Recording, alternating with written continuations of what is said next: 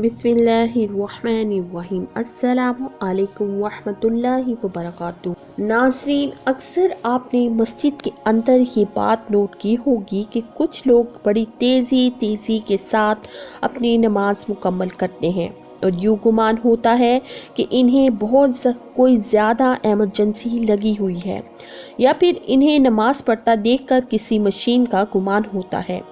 जैसे मशीन अपनी एक मुकर्ररा रफ्तार के साथ काम करती है, वैसे ही ये लोग अपनी एक ही रफ्तार के साथ नमाज अदा करते हैं। इसी तरह से कुछ औरतों को भी देखा गया है कि जल्दी से वज़ू किया और फिर जल्दी से नमाज अदा की और अपने रोज़मर्रा के काम काज में मसरूफ़ हो गईं। मैंने जब इस बात को नोट किया तो मैंने मुख्तलिफ़ लोगों से इनकी नमाज में पढ़ी जाने वाली सूरतों के बारे में दरियाफ़्त करना शुरू किया, तो मालूम हुआ कि अक्सर लोग पूरी नमाज में बस एक ही सूरत यानी सूरह इखलास को रिपीट कर रहे होते हैं। नाज़रीन कराम, जान लीजिए कि दो तरह के मकरूहात हैं। एक है मकरूहात तहरीमी और एक है मकरूहात तहज़ीबी। मकरूह तहरीमी इसको कहते हैं जो गुनाह के करीब तर हो, यानी हराम के करीब तर हो। अगर इंसान नमाज के अंदर किसी भी मकरूह तहरीमी का मर्तकब होगा तो नमाज को दोहराना पड़ेगा, लौटाना पड़ेगा, यानी दोबारा से अदा करना पड़ेगा। जबकि मकरूह तंज़ीही गुनाह से और हराम से दूर होता है और काबिल तहसीन और पसंदीदा अमल नहीं है। यानी अगर मकरूह तंज़ीही होगा तो वो गुनाह या हराम तो नहीं है, लेकिन वो काबिल तहसीन भी नहीं है। यानी अगर कोई शख्स ऐसे किसी अमल की आदत बना ले तो इसकी तारीफ़ या हौसला अफजाई नहीं की जा सकती। मकरूह तंज़ीही के इस अमल की एक मिसाल ये है कि हमारा गुमान है कि अमूमन ज़्यादातर लोग, जिनमें मर्द और ख़वातीन दोनों शामिल हैं, वो नमाज की हर रकत में एक ही सूरत यानी सूरह इखलास की तिलावत करते हैं और इस तरह से वो अपनी नमाज मुकम्मल कर लेते हैं। तो इस तरह से नमाज तो अदा हो जाती है, लेकिन इसको काबिल तहसीन या काबिल तारीफ़ नहीं कहा जा सकता। मसलन किसी ने फजर के 2 फ़र्ज़ों में पहले सूरह फातिहा पढ़ी और फिर सूरत इखलास को इसके साथ मिलाया। अब यहाँ ये मसला भी जान लीजिए, हम फ़र्ज़ नमाज अदा करते हैं तो पहली 2 रकात में सूरह फातिहा के साथ कोई दूसरी सूरत मिलाते हैं, जबकि तीसरी और चौथी रकत में सिर्फ सूरह फातिहा की तिलावत ही की जाती। तो जब कोई नमाजी पहली और दूसरी दोनों रकात में सूरह फातिहा के साथ एक ही सूरत मिलाकर पढ़ रहा है तो ये अमल मकरूह तंज़ीही कहलाता है। यानी इस अमल से नमाज तो हो जाती है लेकिन काबिल तहसीन नहीं। उलमाए कराम ये कहते हैं कि जब नमाज जैसा अमल किया जाए तो हरगिज़ इसके अंदर किसी भी किस्म की मकरूहात की गुंजाइश नहीं होनी चाहिए, यानी एक ही सूरत को हर रकत में रिपीट नहीं करना चाहिए। अब यहाँ पर ये मसला भी जान लीजिए कि फ़र्ज़ नमाज की पहली दूसरी रकत के अंदर सूरह फातिहा के बाद कुरान पाक की कोई सी भी 3 आयत तिलावत की जा सकती हैं।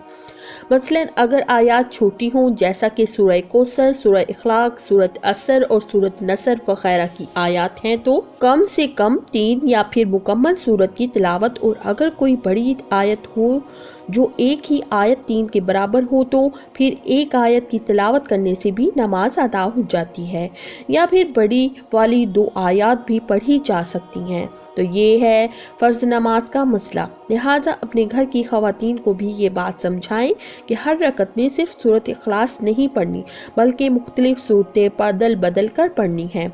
अब आ जाते हैं सुन्नत नवाफिल की जानिब। तो इनमें तहज्जुद की नमाज है, चाश्त, इशराक और दूसरे नवाफिल की नमाजें हैं। मसलन सलातुल हाजत है, सलातुल तौबा है, या कोई शुक्राने के नवाफिल की मन्नत मानी हुई है कि मेरा फलाह काम बखैर व खूबी अदा हो जाए तो अल्लाह की खुशनुदी की खातिर इतने नवाफिल अदा करूँगा या करूँगी।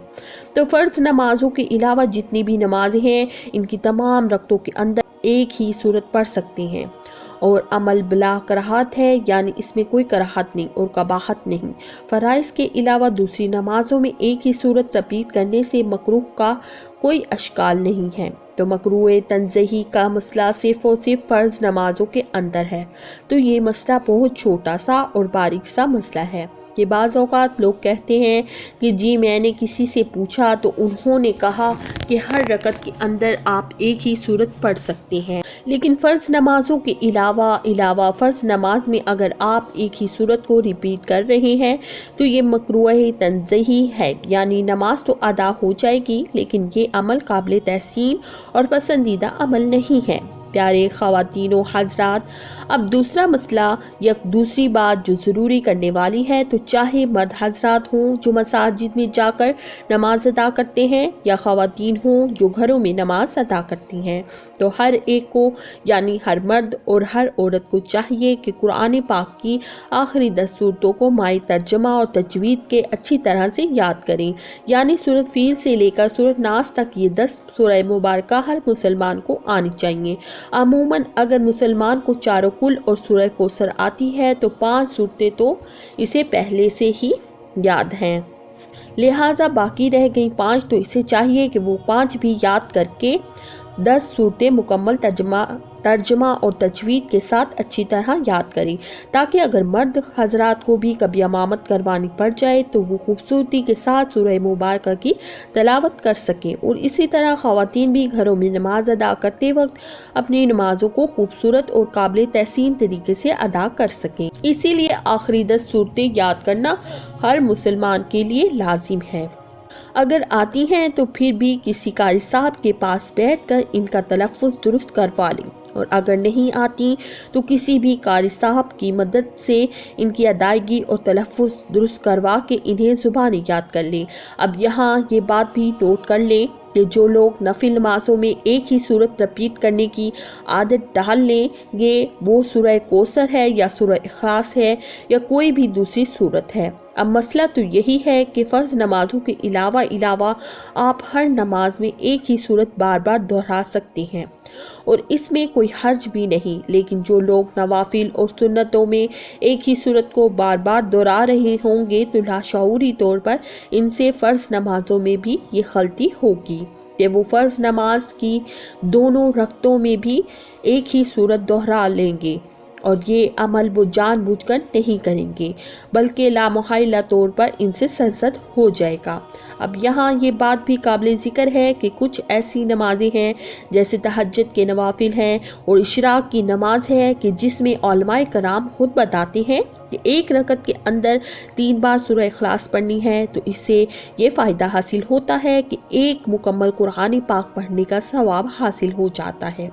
اسی طرح سے صلاۃ التسبیح یا دوسرے کچھ اور ایسے نوافل بھی ہیں کہ جن میں علماء خود بتاتے ہیں کہ سورۃ اخلاص کی 3 تعداد میں پڑھنی ہے، تو ان میں اس تعداد کو پورا کرنا ضروری ہے۔ لیکن جب کسی کو قرآن پاک کی آخری 10 صورتیں آتی ہوں گی تو اسے کیا ضرورت پڑی ہے کہ وہ عام نمازوں کے اندر ایک ہی صورت کو بار بار رپیٹ کرے۔ اسی طرح سے وہ جب بھی نوافل سنتیں یا فرائض ادا کرے گا تو ہر ایک رکعت میں کوشش کرے گا کہ مختلف صورت کی تلاوت کرے، تو اس طرح سے اس کی پوری نماز خوبصورتی سے ادا ہو جائے گی۔ اب یہاں کچھ لوگ یہ بھی کہتے ہیں کہ ہمیں سورہ اخلاص سے یا سورہ کوثر سے بے حد رغبت ہے اور ہمیں اس صورت کو ہر ایک رکعت میں ادا کرنا پسند ہے، تو یقیناً وہ ایسا ضرور کر سکتے ہیں، لیکن فرض نمازوں کے علاوہ دوسری نمازوں میں یعنی سنتوں اور نوافل میں وہ اپنا یہ شوق ضرور پورا کریں کہ اس میں کسی قسم کا کوئی بھی حرج نہیں۔ لیکن جب فرض نماز ادا کریں تو ہم ایسا عمل ہی کیوں کریں کہ جس میں کسی بھی قسم کی چھوٹی یا بڑی کراہت پائی جا سکتی ہو۔ اللہ تبارک تعالیٰ سے دعا ہے کہ ہمیں دین کی باتوں کو سننے اور سمجھنے اور ان پر عمل کرنے کی طاقت و توفیق و مرحمت فرمائے، میرا سنانا اور آپ کا سننا قبول فرمائے، آمین یا رب العالمین۔ محترم ناظرین، درخواست ہے کہ میری آج کی اس معلوماتی ویڈیو کو لائک اور شیئر کر دیجئے اور میرے اسلامی و اصلاحی چینل کو سبسکرائب کر لیجئے۔ جزاک اللہ خیرن کثیرا۔ اللہ ہم سب کا حامی و ناصر ہو۔ السلام علیکم۔